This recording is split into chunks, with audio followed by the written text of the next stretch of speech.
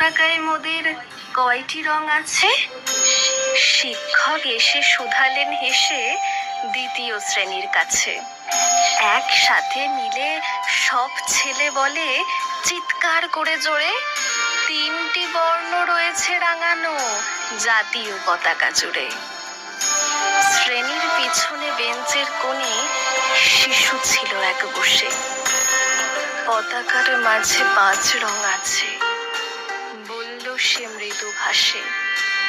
কথা তার শুনে বাকি শিশুগণে হেসে খায় লুটোপুটি।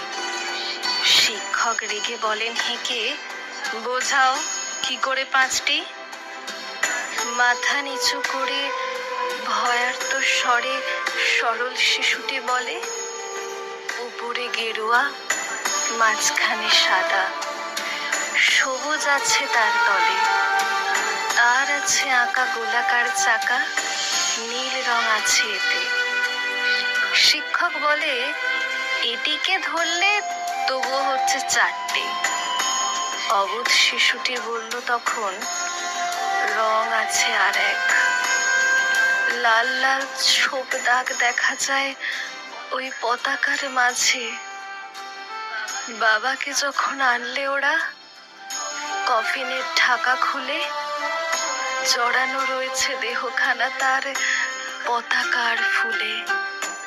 রক্তের দাগে ছিল লাল ছোপ ওই পতাকার মাঝে। এই নিয়ে মোট হলো 5টি। এবার তো ঠিক আছে। সরল শিশুটির জবাবখানি কাঁপিয়ে দিল বুক। অশ্রু এলো নয়ন ভরে, শুকনো হলো মুখ। আজও যারা দেশের জন্য করেছে বলিদান, স্বাধীনতার শহীদ সম তাদের অমর প্রাণ। হয়েছি স্বাধীন, পেরিয়ে গেছে 76টি বছর। দেশ বাঁচাতে যাচ্ছে যে প্রাণ, রাখছে কি তার খবর?